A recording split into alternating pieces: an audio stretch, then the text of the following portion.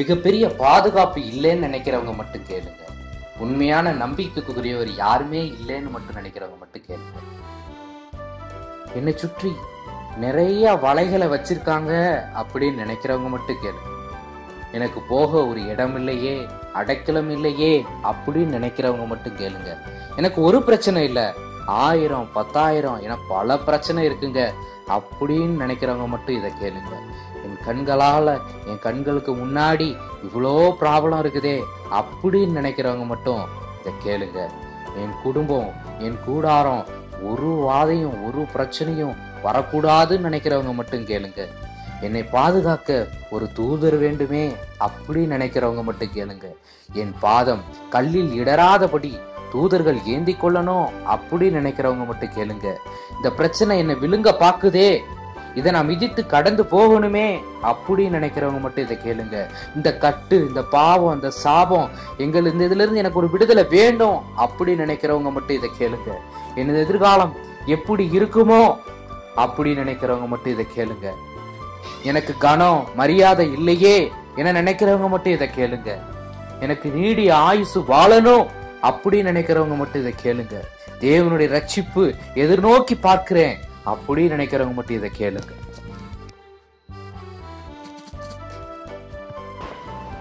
சங்கீதம் 91. உன்னதமானவரின் மறைவில் இருக்கிறவன் சர்வ வல்லவருடைய நிழலில் தங்குவான். ஆமென். இந்த நிகழ்காலத்துல இப்ப நடக்கிற வாழ்க்கை சூழ்நிலையில உன்னதமானவரின் மறைவில் இருக்கிறவன் சர்வ வல்லவருடைய நிழலில் தங்குவான். ஆமென்.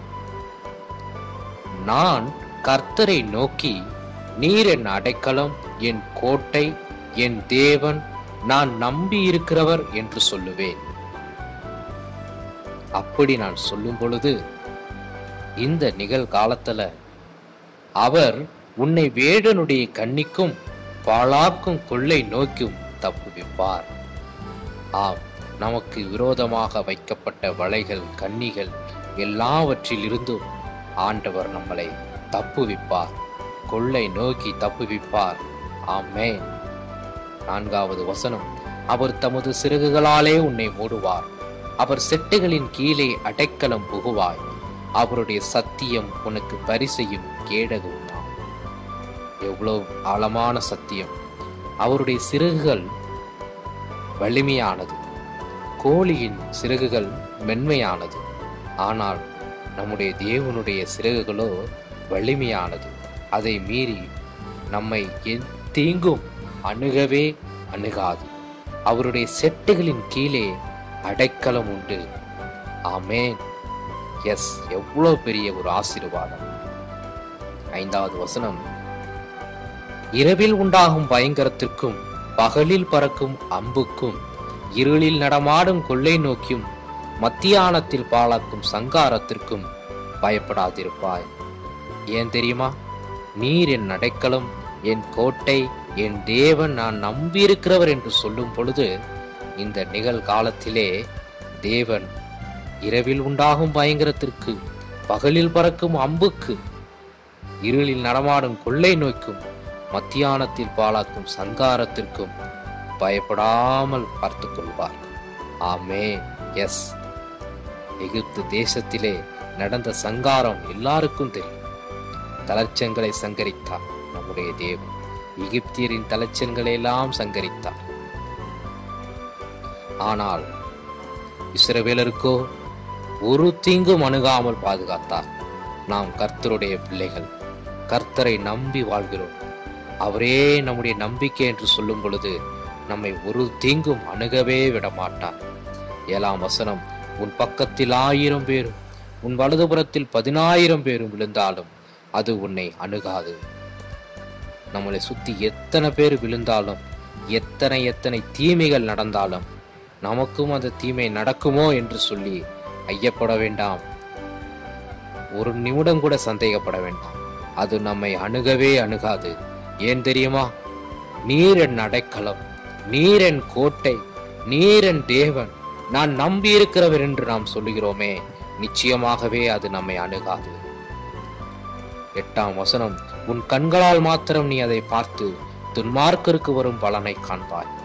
ஆமாங்க, நாம் கண்கள் துன்மார்க்கருக்கு என்ன நடக்குங்கிறது மட்டும் பார்ப்போம். நமக்கு கர்த்தர் கிருபையில எந்த ஒரு தீங்கு நம்மளை அணுகவே அணுகாது. 9வது வசனம், எனக்கு அடைக்கலமாயிருக்கிற உன்னதமான கர்த்தரை உனக்கு தாவரமாய் கொண்டாய். ஆம், நீரே என் அடைக்கலம் என்று சொல்லி அவரிடத்தில் அண்டி வந்த உனக்கு ஒரு நாளும் பொல்லாப்பு நேரிடாது. வாதை உன் கூடாரத்தை அணுகாது. உன் வழிகளெல்லாம் உன்னை காக்கும்படி உனக்காக தம்முடைய தூதர்களுக்கு கட்டளையிடுவார். ஏன் தெரியுமா? நீர் அவரை அடைக்கலமாக கொண்டிருக்கிறீர். கர்த்தரை நீ அடைக்கலமாய் கொண்டிருக்கிறதுனால் உன் வழிகளெல்லாம் உன்னை காக்கும்படி உனக்காக தம்முடைய தூதருக்கு கட்டளையிடுகிறார். எவ்வளவு பெரிய ஆசீர்வாதம் தெரியுமா? நம்மை தூதர்கள் வழிகளெல்லாம் பாதுகாத்து கொண்டிருக்கிறார்கள். பாதம் கல்லில் இடாதபடிக்கு அவர்கள் உன்னை தங்கள் கைகளில் ஏந்தி கொண்டு போவார்கள். ஆமாங்க, மிகப்பெரிய ஒரு ஆசீர்வாதம் கர்த்தர் கொடுத்திருக்கிறார். அவருடைய தூதரையே நமக்கு பாதுகாப்பாக கொடுக்கிறார். ஏன் தெரியுமா? நாம் கர்த்தரை நோக்கி, நீர் என் அடைக்கலம், என் கோட்டை, என் தேவன், நான் நம்பியிருக்கிறவர் என்று சொல்லும் பொழுது இவ்வளோ பெரிய ஆசீர்வாதத்தை நமக்காக கொடுக்கிறார். சிங்கத்தின் மேலும் விரியன் பாம்பின் மேலும் நீ நடந்து பால சிங்கத்தையும் வலு சர்ப்பத்தையும் மிதித்து போடுவார். ஆமாங்க, இந்த நிகழ்காலத்துல இப்ப நடக்கிற நாட்களிலே உனக்கு வருகிற பிரச்சனை எப்படியா இருந்தாலும், அது படிக்கிற படிப்பா இருந்தாலும், வாழ்கிற வாழ்க்கையில எந்த ஒரு சின்ன சின்ன விஷயமா இருந்தாலும், அது பெரிய பெரிய விரியன் பாம்பா இருந்தாலும், அதன் மேலே நீ நடந்து பால சிங்கத்தையும் வலு சர்ப்பத்தையும் மிதித்து போடுவார். நிச்சயமாகவே அதை உன் கால்களுக்கு கீழாக கர்த்தர் வைப்பார். ஏன் தெரியுமா? நீர் என் அடைக்கலம், நீர் என் கோட்டை, நீர் என் தேவன், நான் நம்பி இருக்கிறவர் என்று சொல்லும் பொழுது கர்த்தர் இப்படிப்பட்ட ஒரு ஆசீர்வாதத்தை கொடுக்கிறார். 14வது வசனம் முதல் 16வது வசனம் வரை எதிர்காலம். இவ்வளவு நேரம் நம் நிகழ்காலத்தை பார்த்தோம். நம்முடைய எதிர்காலம் எப்படி இருக்குமோ என்று யோசிக்க வேண்டாம். அவன் என்னிடத்தில் வாஞ்சியாயிருக்கிறபடியால் அவனை விடுவிப்பேன். என் நாமத்தை அறிந்திருக்கிறபடியால் அவனை உயர்ந்த அடைக்கலத்திலே வைப்பேன் என்று சொல்லுகிறார். ஆமாங்க, நம்ம எதிர்காலம் எப்படி இருக்க தெரியுமா? இப்ப இருக்கிற நிலைமையில இல்ல, இன்னும் அதிகமாய் நம்மளை ஆசீர்வதித்து நம்மளை உயர்ந்த அடைக்கலத்தில் வைக்கும்படியாகத்தான் தேவன் அழைத்திருக்கிறார். சாதாரணமாக இல்லை. நான் உங்களை உணர்ச்சி வசப்படும்படியாக இந்த வசனத்தை சொல்லவில்லை.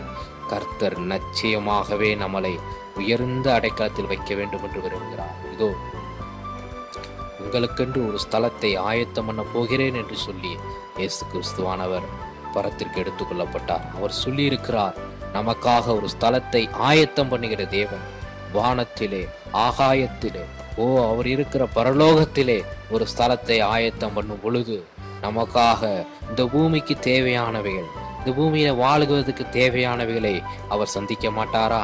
நம்மை உயர்ந்த அடைக்கலத்தில் வைக்க மாட்டாரா? ஆமேன் என்று சொல்லுங்கள். நிச்சயமாகவே அவர் வைப்பார். 15வது வசனம், அவன் என்னை நோக்கி கூப்பிடுவான், நான் அவனுக்கு மறு உத்தரவு அருளி செய்வேன். ஆபத்தில் நானே அவனோடு இருந்து அவனை தப்புவித்து அவனை கனப்படுத்துவேன். ஆமாங்க, அவரை கூப்பிடுங்க, அவரை நோக்கி கூப்பிடுங்க. கர்த்தாவே என்னை ரட்சியும் என்று சொல்லுங்க. அப்பா என்னை விடுதலை பண்ணுங்க என்று சொல்லுங்க. அப்பா நீங்க தான் எனக்கு எல்லாமேன்னு சொல்லுங்க.